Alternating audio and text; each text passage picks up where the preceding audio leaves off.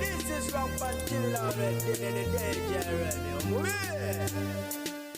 Musibi muti abalungi abagalwa bekumire ku PJ News ankakansuubira nti musibi obulungi olunaku olwaleero yasamba PJ nga bulijjo okubanga ate nkuweereza ngenda kutandika n'abagenze Mityana okuziika munnaabwe wabula nga ate omu ku bo kigambibwa nti yasiiwuusa empisa n'avuma omu ku batuuze era nga ono yakkakkanye bamulemesezza ekiro kiramba bwe bate bwe bategeezezza oluvannyuma lwa munnaabwe okubanga ate yababuzeeko gye bagenze okuziika.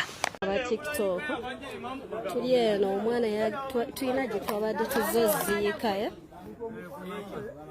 omwana n'avuma omusajja waayo bwe yavumye omusajja waayo omwana tetwazzeemu omulaba ekiro saa 11 omwana tugenze omulaba zibadde ssaawa 9 ng'alina amabavu mu ngalo nga baamulimisizza olubimbi kati tubadde tugoberera tugende twetonde ne batugamba nkozi twagala tufuuke ensanafu tuli eno Mityana oba wa eno mundu engalo ze kweziri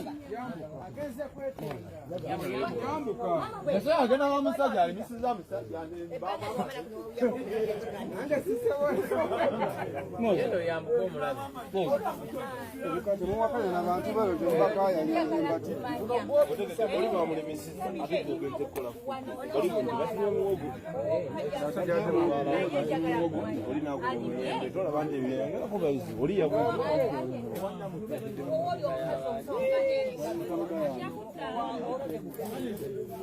agenza yeka neje bakomo babaje efujo gyegenda okubeera niko awaye bali mu kafu abalese bachakola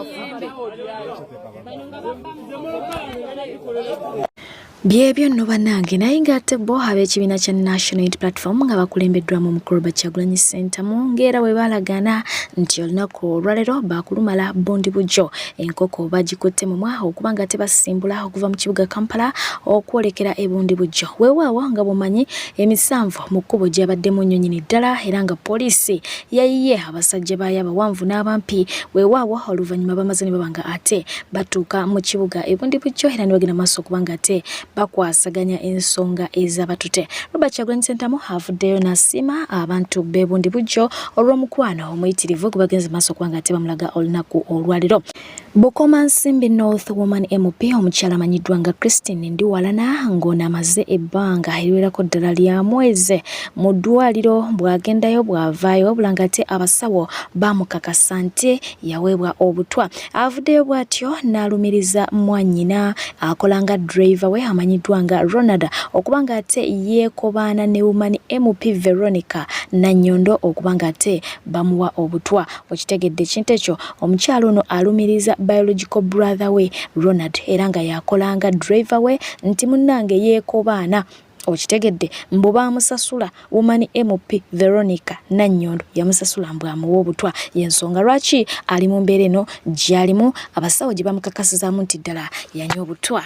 Byebiva ewa Inspectorate of Government biraga nti Uganda buli mwaka ekola loosi y'ensimbi eziwerako ddala 1.7 trillion buli mwaka okitegedde era nga zino zonna zifa mu buli bwanguzi obuli bw'enguzi bususe mu ggwanga lya Uganda buli mwaka tukola loosi ya 9.7 trillion oba mu Luganda zibayita batya trillions munanyamba kaawo naye nga bwetyo bwe tuyimiridde naye ng'obadde okimanyi nti Uganda tetuli baavu obuli bw'enguzi bwo bususe weewaawo omukulu amanyiddwa nga Kahinda Otafire yavuddeyo n'agenda mu maaso okuba nga ate asaba abavubuka okusitukiramu bakome ku bakungu ba gavumenti abali b'enguzi ate balwanirire eddembe lyabwe ng'agamba nti kino ke kaseera kibeere nga ate kikola kikoma ebbanga lyonna abadde ng'aliwa abantu bagamba mbono anoonya sympathy essaawa eno alabika alina kyakola kyabala naye nga ye bw'ati byagenze maaso okuba nga ate ategeeza abavubuka basitukiremu beerwaneko. Ebyo byo nga bikyali awo y'omukulu amanyiddwa nga Kaguta Museveni bw'atyo yagenze maaso okuba nga ate alonda Lieutenant General Peter Ereru okuba nga ate amonitoringa government activities mu ggwanga ery'ettaso wamu ne Karamoja. Songa ate bo bannaddiini mu ggwanga ly'ettu Uganda baavuddeyo ne bategeezanga bwe bagenda okutandika okuvunaana abantu abambala ebyambalo byabwe nga tebafunye lukusa.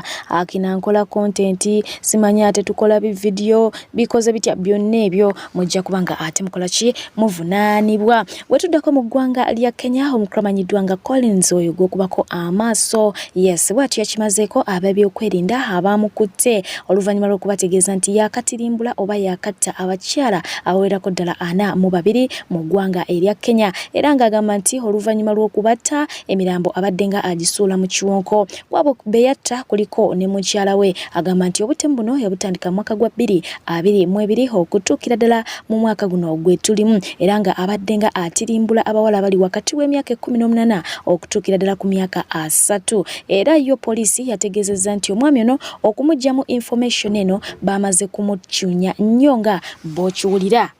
Mu ggwanga lyennyini eryo pulezidenti waalyo amanyiddwa nga William Ruto avudde bw'atyo n'alumiriza ekitongole ki Ford Foundation ekisangibwa mu ggwanga eri Amerika okuteeka omusimbi mu bavubuka abalemedde mu kwekalakasa nga baagala okusuula gavumenti ye. Bw'abadde ayogera ku lunaku lwa leero wali eri ennakulu akakasizza nti bano babapangisa oba bano bapangisa abavubuka abayaaye batabangule eggwanga era okukakkananga ebintu bya bukadde na bukadde byononeddwa. Amerika gyalumiriza kinajjukira nti eyina emiswiba gyayo omukadde kano oluvannyuma lw'ebyo byabaddewo ebyo byatuuse ku mukulu amanyiddwa nga Donald Trump. Weewaawo pulezidenti w'eggwanga lino amanyiddwa nga Joe Biden azzeemu okuba nga ate avumirira obulumbaganyi obwakoleddwa mu kampeyini ya munne bwe bavuganya ku ntebe y'obwa pulezidenti Donald Trump era bw'atyo n'asaba bannansi okukendeza ku bbugumu ly'ebyobufuzi erisitudde enkundi ng'agamba nti singa bagenda mu maaso n'okweyuzaayuzaamu nga bwe kiri kati akalulu kayinza okuggweera mu bunkenke.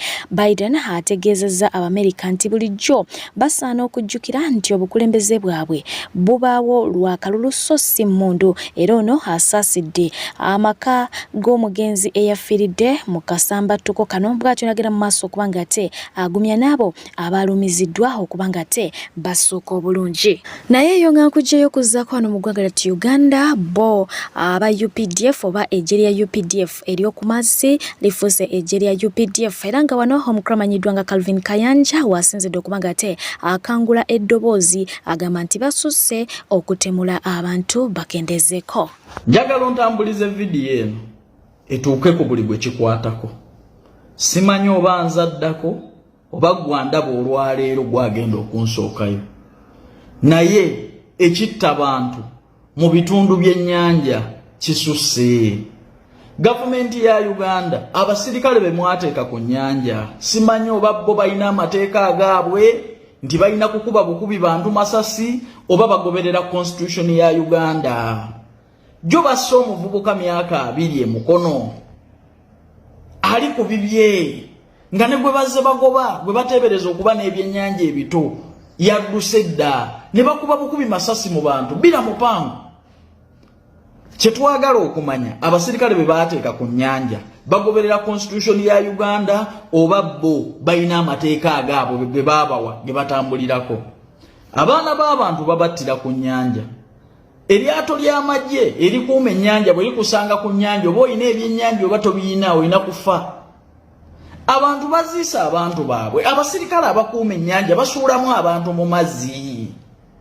Uganda ina constitution. Omuntu bw'aba akwatiddwa n'ekyennyanja ekito lwaki tebamuleeta mu kkooti?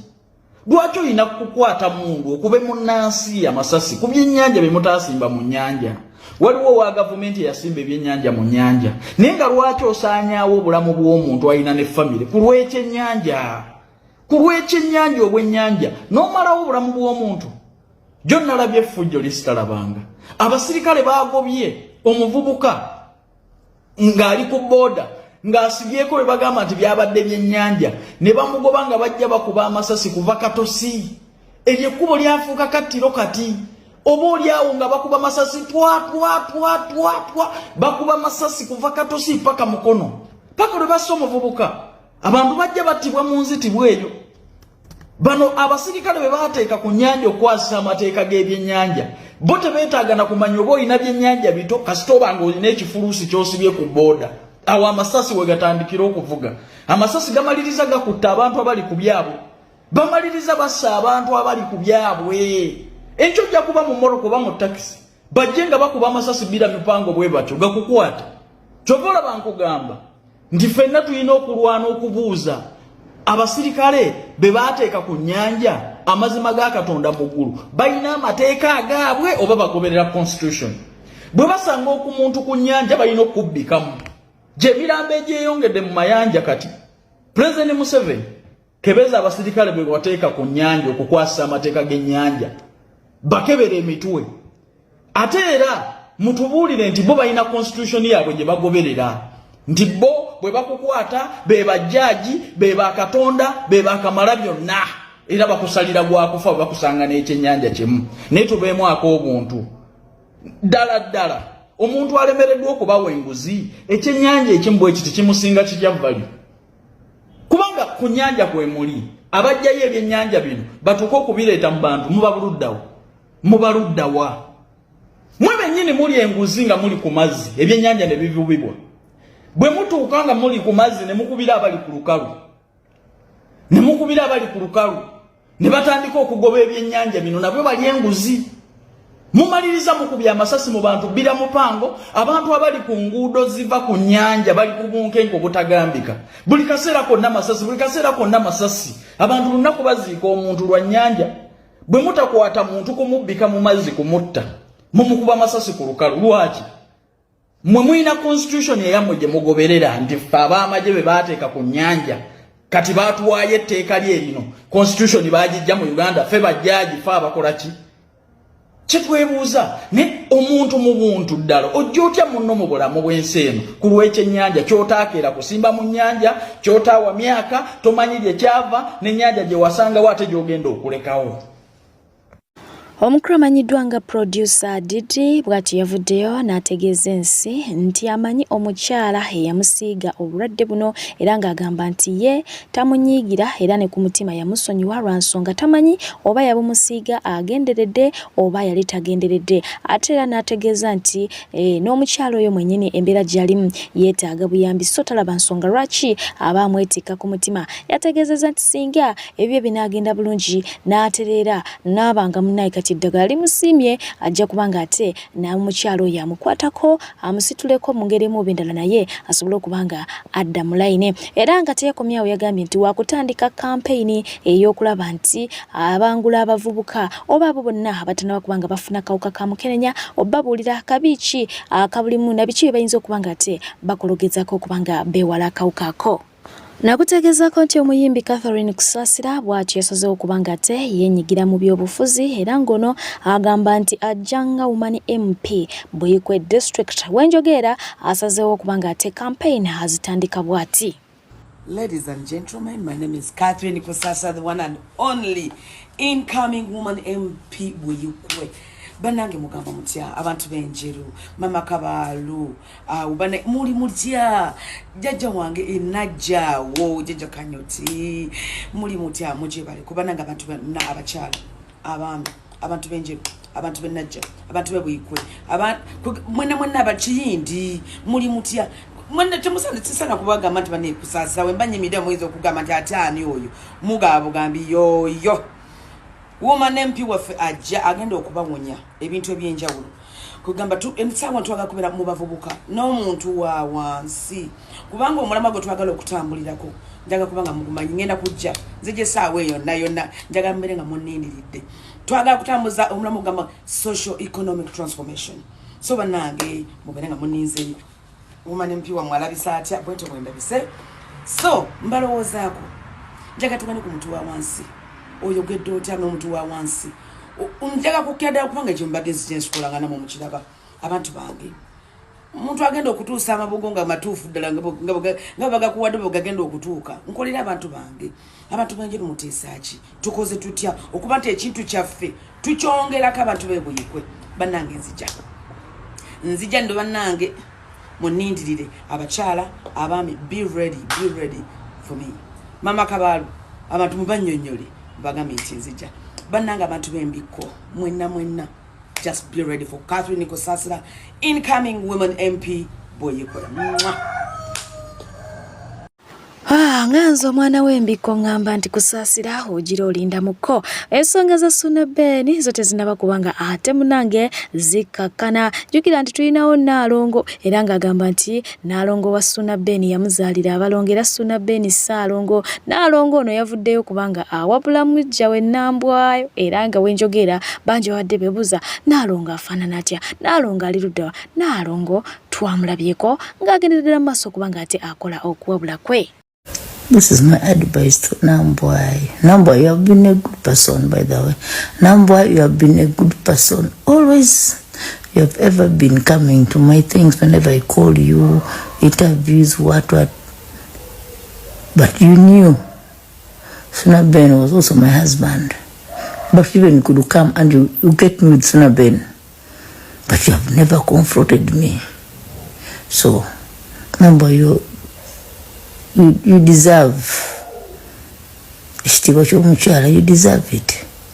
Because like me, an old girl, mbu mmoja wange ajje kumpi n'obba wange nange wendi zaabika. But you have been seeing me with Ben, with Ssaalongo. That's all. Thanks. We shall fight for you. We shall fight for your right. Ng'engombo z'ennaku zino bwe ziri bagamba nti Woomosirike Olisha Emma yawomedde mwana munne oluvannyuma lw'emikolo gagadde okwali ebintu ebiyitirivu okuzama. Munange yasazeewo okubanga ate amutwalako waliri mu kibuga Dubai bongera okubanga ate bawoomerwa kahanemunu kaabwe bulambalamba naye nga ntwala omukisa guno okubanga ate nkutegeeza omulungi omwagalwa gwonna eyeetaaze emirimu nga munange oginoonyeza gibuze naye ng'ate ne wooli okola naye ng'emirembe tewali tebakwongeza musaala kwegamba n'okuganja toli na sweetheart kugamba bugambe nti kwata ku namba ya Seka Ashraf oberenga ate omukubirako akusomere ku dduwa byonna ebikutte bibenga bikola ki bita n'entwala n'omukisa guno okwongera okubajjukiza bamaada nti bw'oba ova ne Dubai bano gye bali oba ova Saudiya oba ova Jordan yonna gy'ova oba Oman oba Qatar mukwano kwata bukwasi ku namba ya simu yange onkubireko for airport pick up wadde basi yazze naye Laisa agula buwanana kyeberawo ng'okimanyi. Anyways, ngera kuwagate mbongerayo n'amawulire g'omwami no yavuddeyo n'anyumya story era nga yakutte bangi omubabiro munnange yakola byonna byalaba nti oba oli abinza osanyusa muwala wa Eva girl child munnange teyasiima yamaliriza akoze ki amulesaawo kanjikuweko ate oluvannyuma tulabe butya tuwunzika vidiyo eno.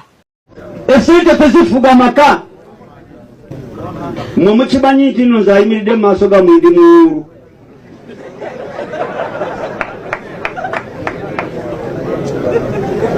Oli omukazi gwe mumanyi gwe nawasiza mu nnyonyi ennyonyi ne yeetoolola wano yatema dda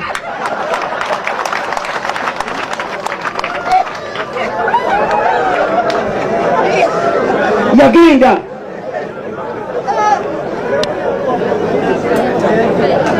mutambuza uliza mutambuza amawanga nze gy'osi gw'olaba buli nsi gy'osoma ku maapu nali ngiyingiddemu ntambudde amawanga ninya buli kika kya nnyonyi naye ng'agirinnya netutula mu kika ky'ennyonyi mulimu ezakalina zikabandole mulimu ezifaana zitya tulinnya buli kika kya nnyonyi tugenda mu buli nsi yonna naye nga ezo ssente tazirabawo naye essanyu nga talirabawo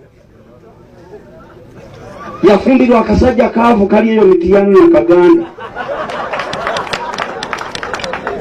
tebamanyi sente Fred amakasi sente obufumbo kobere mugagga otya kobere ng'olina sente esente tezifuga bufumbo kubanga aliwo abasuza abakyala baabwe mu biveera nga babawulira abalala nga babafuza mu gulofa nga tebabawulira. Obufumbo tebumanyi sente obufumbo tebumanyi mbaga y'amaanyi. Bano abatemi b'amanda balina abakyala baabwe eyo mu biveera nga babawulira nga n'okubakubirayo babakubirayo gwe n'omutwala mu kalina e Kampala n'omukubirayo n'anoba n'agenda. Obufumbo tebumanyi sente. I'm single and searching. Wangu kusatakola ki kati manyi museka lwaki siri searching olwenza oluto nganza nyinza okufa nga ndi muwulu mpaka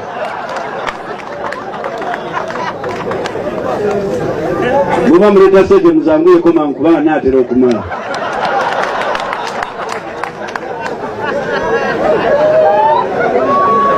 sente tezirina kyezanyamba esente tezirina kyezakolaki kyezanyamba mwe temumanyi ennaku gyetwala tomanyi ennaku gyempitamu omusumba omulambo omukazi n'agenda kakati oli otya oguli otya obeera mu kutya waliwo gy'obulira ne bagamba kati oyo abuulira ki temumanyi bizibu byetuyitamu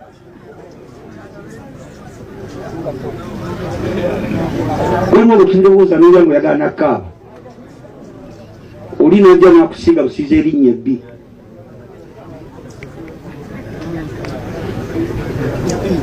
sente si kyekikulu okusoma si kyekikulu tewali kintu kyonna kikulu katonda yasinga ki jaki Era kubanga tenkutuusako Girl Child yavuddeyo kubanga alumya bamaseeka ba imaamu bonna emitwe oluvannyuma lw'okubanga ate agamba mbuye musiraamu naye ate akola ebitali by'abasiraamu okugeza nga yeeriira kapooko yeenywera ku kenge kwegamba alina byeyemenyeemenyaawo ebyabobbezza seeka omu omutwe ate nga si ye yekka n'abalala byabatwaliddemu. Mbadde pije okubanga ate nkuweereza naye nnyongera okutegeeza nti baserebu singa okwagala abakunyumira bosinga okugobera tonnabalaba ku screen kitegeeza nti nkyakuweereza weekuumireko atovaawo atakuumira mpera akonjagalire obere bulungi weeraba yeffe abaana b'abahaji ne bahajati naye nga tetuva ku poko joint yeffe abalina amanya g'ekisiraamu naye nga tubeera ku kyaki yeffe abaana bammwe be mwali mubikkirira naye kati nga tweyagala twasumululwa nti twafuna eddembe yeffe be mwateekanga emmanju ne mutugunamira naye kati mutulaba ne mutwegomba yeffe abali embizi naye ng'ate mwagala okutukwanira nga mutukwana ate nga tugirya tujja kugibaliisa olunaku olumu. Naam, assalamu alaikum warahmatullahi wabarakatuh. Oyo mwannyinanze oba mwannyinaze Jaira muganda wange muwulidde yeye yali muwala wa Hajati ne Haji naye nga tava ku poko joint yeye yenyumiririza okuva mu ddiini y'obusiraamu which is okay. Allah subhanahu wa ta'ala tugamba mu Qur'ani entukuvu ba'da billahi minash shaitani rajim la ikraha fi ddin omuntu oli waddembe okubeera mu ddiini yonna gy'oyagala qad tabayyana rushd min al-ghayy ye yamala okwawulira yakuteerawo n'akuteerawo amazima gaamala okweyawula ku bulimba kati kiri gy'oli okusalawo either ogoberere ekkubo ekyamu oba ekkubo eggolokofu wabula kyenjagadde okujjukiza mwannyinaze bw'obanga genuinely wali mu busiraamu nakino baakigambanga nti Allah ow'ekitiibwa si mwetaavu eri kitonde kyonna talina kikyakwetaagako era tolowooza nti gwe mu kuva mu ddiini ey'obusiraamu kyamuluma oba omulumya bw'ogenda otandika okulya embizi talumwa. Bino byabakulagidde okukola yenga Allah subhanahu wa ta'ala in the end of it all you're the beneficiary. Atuga mu Qur'ani ntukuvu mu sura eya 29 suratul Ankabut agamba Allah subhanahu wa ta'ala waman jahada fa innama yujahidu li nafsi. Okulafuubana kwonna kw'okola byonna biba byakulagidde okukola okuteeka mu nkola gwe kennyini oba ogasa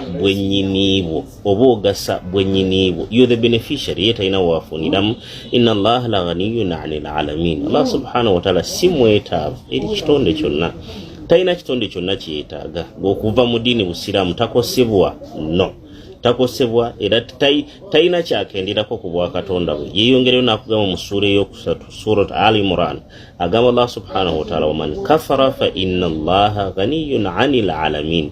bw'aba alina kyakugambye okukola oteeke mu nkola n'ogaana oba n'ojeema kimanyi ye tekimuluma si mwetaavu gy'oli talina bwetaavu bwonna gy'oli gwe ng'ekitonde oba ebitonde ebirala byonna and actually ffe beetaavu eriye. Ekyokusatu wenyumiririza mu kubeera nga olya embizi which is okay naye omugoberezi wa Kristo omutuufu naye mwennyini akimanyi nti okulya embizi kyawerebwa oba kyamuganibwa.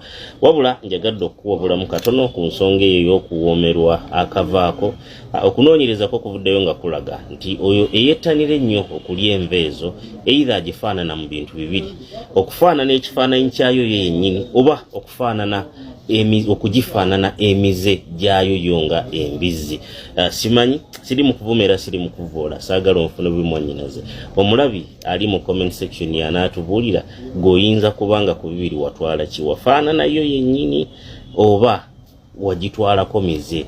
And egimu ku mize gy'embizi egimanyiddwa ku yo kyekisolo kyokka mu bisolo byonna ekiri ebisiyaga.